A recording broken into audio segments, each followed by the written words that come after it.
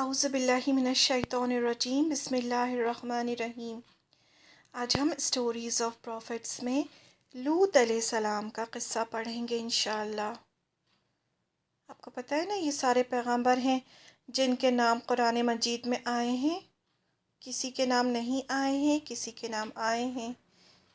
آج ہم لوط علیہ السلام کے بارے میں پڑھیں گے انشاءاللہ۔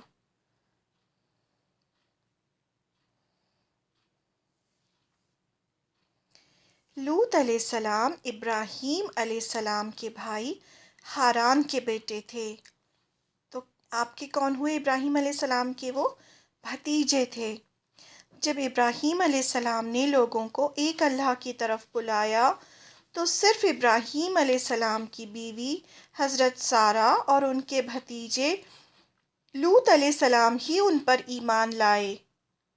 جب ابراہیم علیہ السلام نے ہجرت کی تو ان کے ساتھ ان کی بیوی اور لوط علیہ السلام تھے۔ ہجرت کی یعنی جب ابراہیم علیہ السلام کو آگ میں جلانے کی کوشش کی، عراق والوں نے، وہ ار میں پیدا ہوئے تھے، عراق شہر کے ار میں پیدا ہوئے تھے۔ جب انہوں نے سب کو اللہ کی طرف بلایا تو ان کی بات کسی نے نہیں مانی اور ان کو آگ میں جلانے کی کوشش کی۔ تو پھر اللہ تعالیٰ نے ان سے فرمایا کہ اب کوئی بھی اس میں سے ایمان نہیں لائے گا۔ تو انہوں نے وہاں سے ہجرت کی، یعنی وہ جگہ چھوڑ دی، اور وہ جگہ چھوڑ کے وہ فلسطین چلے گئے۔ تو جب وہ ہجرت کر کے گئے تو ان کے ساتھ میں ان کی بیوی اور لوط علیہ السلام تھے۔ لوط علیہ السلام کو بھی اللہ تعالیٰ نے پیغمبر بنایا تھا۔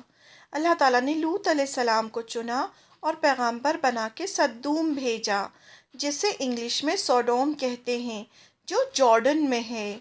جب اللہ تعالیٰ کسی پر رحم کرتے ہیں تو وہاں پیغمبر بھیجتے ہیں تاکہ وہ لوگ گناہ چھوڑ دیں اور دنیا میں اچھی زندگی گزاریں اور آخرت میں بھی جہنم سے بچ جائیں۔ صدوم ایک ایکسیپشنل سٹی تھی جہاں کے لوگ ہر لحاظ سے گر چکے تھے۔ کیا کرتے تھے وہ لوگ؟ جو بھی ان کی سٹی میں آتا اسے لوٹ لیتے۔ ٹریولرز یعنی مسافروں کو لوٹ کر مار بھی ڈالتے تھے۔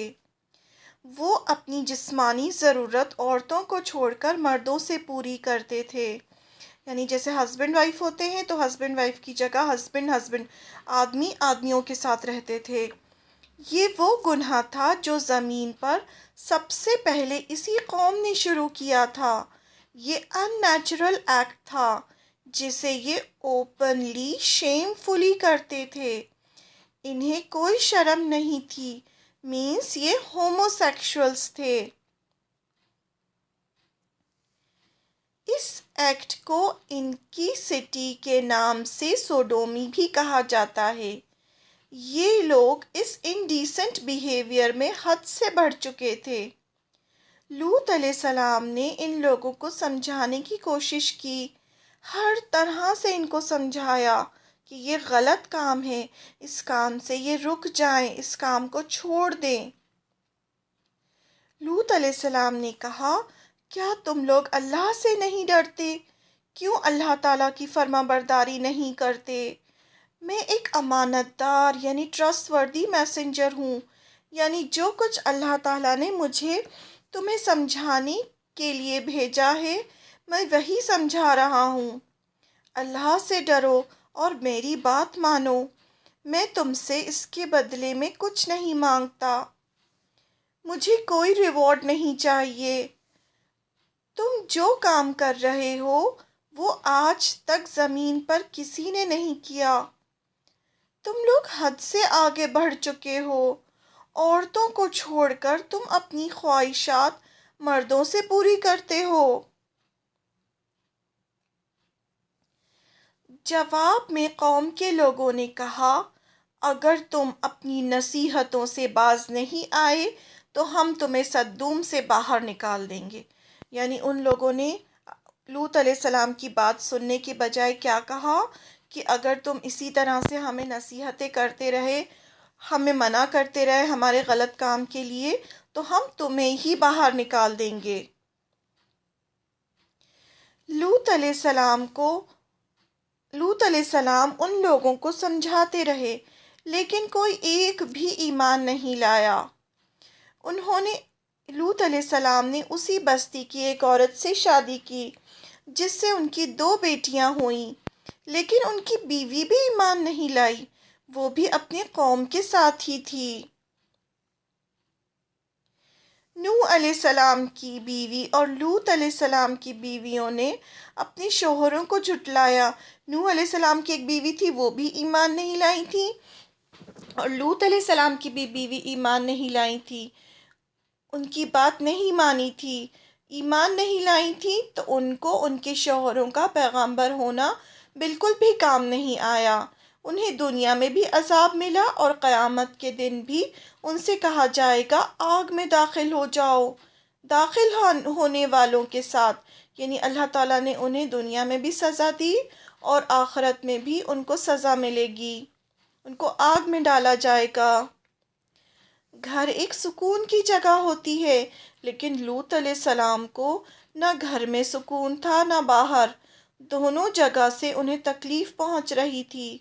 وہ صبر کرتے رہے اور لوگوں کو سمجھاتے رہے، سال گزرتے گئے لیکن کسی نے ان کی بات نہیں مانی، وہ لوگ اپنے گناہوں میں بڑھتے رہے۔ لوط علیہ السلام کا مذاق اڑاتے اور کہتے اگر تم سچے ہو تو لاؤ اللہ کا عذاب۔ لوط علیہ السلام کے صبر کی انتہا ہو گئی تھی، اب انہیں یقین ہو گیا تھا کہ اب یہ لوگ نہیں مانیں گے، اس لیے انہوں نے اللہ سے دعا کی کہ ان لوگوں کو سزا دیں۔ ادھر لوط علیہ السلام نے اللہ سے دعا کی کہ ان کی قوم کو سزا دیں، ادھر ابراہیم علیہ السلام کے پاس 3 نوجوان لڑکے بہت اٹریکٹیو پرسنالٹی کے ساتھ آئے۔ انہوں نے ابراہیم علیہ السلام کو سلام کیا۔ اب کیا ہوا، لوط علیہ السلام کہاں تھے؟ لوط علیہ السلام صدوم میں تھے جو جارڈن میں ہے، ایک الگ جگہ ہے، اور ابراہیم علیہ السلام کہاں تھے؟ ابراہیم علیہ السلام فلسطین میں تھے۔ تو ابراہیم علیہ السلام نے ہی لوط علیہ السلام کو صدوم بھیجا تھا وہاں کے لوگوں کی اصلاح کرنے کے لیے، اور اللہ تعالیٰ نے انہیں پیغمبر بنا کے بھی بھیجا تھا۔ تو اب کیا ہوا، یہاں لوط علیہ السلام جہاں فلسطین میں تھے، یہاں اللہ تعالیٰ نے لوط علیہ السلام کے پاس 3 لڑکوں کو پہنچایا جو بہت ہی خوبصورت لڑکے تھے۔ ابراہیم علیہ السلام کی عادت تھی مہمان نوازی کرنے کی۔ انہوں نے فوراً ایک بچڑا ذبح کیا، اسے بھونا اور ان کے سامنے لے آئے۔ ابراہیم علیہ السلام کبھی بھی اکیلے کھانا نہیں کھاتے تھے، وہ ہمیشہ کسی نہ کسی کو ڈھونڈتے تھے اور ان کے ساتھ کھانا کھاتے تھے، اور جو مہمان ہوتے تھے ان کی اسپیشل خاطرداری کرتے تھے۔ تو جیسے ہی انہوں نے دیکھا کہ میرے گھر مہمان آئے ہیں، فوراً انہوں نے ایک بچڑے کو ذبح کیا، اسے بھونا اور ان کے سامنے پیش کیا۔ تینوں لڑکوں نے اسے نہیں کھایا تو ابراہیم علیہ السلام تھوڑے ڈر گئے، انہیں خوف محسوس ہوا کہ کہیں یہ دشمن تو نہیں، کیونکہ دشمن ہی کسی دوسرے کے گھر میں کچھ نہیں کھاتے تھے۔ لیکن لڑکوں نے کہا آپ ڈرے نہیں، ہم تو فرشتے ہیں، اللہ تعالیٰ نے فرشتوں کو بھیجا تھا انسانی شکل میں، اور ہم آپ کو خوشخبری دینے آئے ہیں کہ آپ کو اور حضرت سارہ کو اللہ تعالیٰ بیٹا دیں گے۔ حضرت سارہ اور ابراہیم علیہ السلام بہت بوڑھے ہو چکے تھے، تو وہ فرشتوں نے ان کو خوشخبری دی کہ آپ کے ہاں ایک بیٹا پیدا ہوگا جس کا نام اسحاق ہوگا، اور اسحاق کا بھی ایک بیٹا ہوگا جس کا نام یعقوب ہوگا، اور یہ دونوں پیغمبر ہوں گے۔ یعنی اتنی بڑی خوشخبری ان لوگوں نے سنائی کہ آپ کے ہاں بیٹا بھی ہوگا، وہ بھی پیغمبر ہوگا، اور اس بیٹے کے ہاں جو بیٹا ہوگا وہ بھی پیغمبر ہوگا۔ ابراہیم علیہ السلام نے کہا صرف اس بات کے لیے تو فرشتے انسان بن کر نہیں آ سکتے۔ انہوں نے پھر فرشتوں سے پوچھا کہ بتائیں کہ ان کے اس طرح دنیا میں آنے کا کیا مقصد ہے؟ فرشتوں نے بتایا کہ ہم صدوم کی طرف اللہ کی ناراضگی اور عذاب لائے ہیں۔ اس پر ابراہیم علیہ السلام بہت گھبرا گئے کہ وہ بہت رحم دل تھے۔ انہیں لوط علیہ السلام کی بھی فکر ہوئی اور انہوں نے یہ بھی چاہا کہ لوط علیہ السلام کو اور مہلت دے دی جائے۔ ابراہیم علیہ السلام سب کا اچھا چاہتے تھے، وہ نہیں چاہتے تھے کہ اللہ کا عذاب کسی پر آئے، تو وہ اللہ سے شکایت کرنے لگے کہ اللہ تعالیٰ ان کو تھوڑی اور مہلت دے دیجئے، لیکن اللہ تعالیٰ نے ان پر عذاب لکھ دیا تھا۔ لیکن عذاب لکھا جا چکا تھا۔ وہ تینوں فرشتے صدوم پہنچے۔ علیہ السلام کی بیٹی پانی بھر رہی تھی۔ جیسے ہی اس کی نظر پڑی وہ ڈر گئی، سمجھ گئی کہ یہ مسافر ہیں، اگر بستی والوں نے انہیں دیکھ لیا تو انہیں نہیں چھوڑیں گے۔ اس نے فوراً جا کر لوط علیہ السلام کو ان کے بارے میں بتایا۔ لوط علیہ السلام کی بیٹی نے انہیں دیکھ لیا، وہ پانی بھر رہی تھی کہ یہاں پر کچھ مسافر آئے ہیں اور اتنے خوبصورت لڑکے ہیں، تو وہ ڈر گئیں کہ کہیں ایسا نہ ہو کہ قوم کے لوگ ان کے ساتھ بھی برا سلوک کریں، ان کو مار ڈالیں، تو وہ فوراً بھاگی لوط علیہ السلام کے پاس گئیں۔ لوط علیہ السلام جلدی جلدی آئے، ان لڑکوں کو سمجھانے کی کوشش کی کہ وہ یہاں نہ آئیں، یہاں کے لوگ اچھے نہیں ہیں، لیکن لڑکوں نے کہا نہیں، وہ لوط علیہ السلام کے گھر رکنا چاہتے ہیں۔ لڑکوں نے کہا نہیں، ہم تو آپ کے گھر رکیں گے۔ رات کے پہلے تو لوط علیہ السلام نے انہیں وہیں چھپا دیا، پھر جب رات کا اندھیرا ہوا تو لوط علیہ السلام ان کو اپنے گھر لے آئے تاکہ انہیں کوئی نہ دیکھ سکے۔ لیکن لوط علیہ السلام کی بیوی نے چپکے سے جا کر قوم کو ان کے بارے میں بتا دیا۔ فوراً یہ خبر تو آگ کی طرح پھیل گئی۔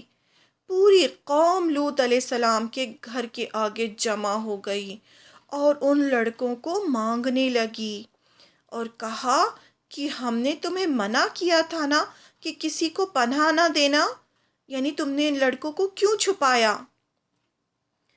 اس وقت لوط علیہ السلام نے خود کو بہت کمزور محسوس کیا۔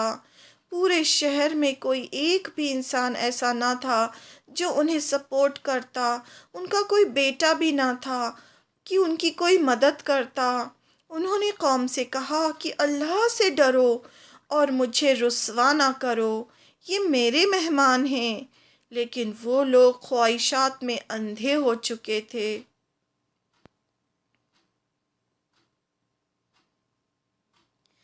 یہ دیکھ کر فرشتوں نے لوط علیہ السلام کو بتا دیا۔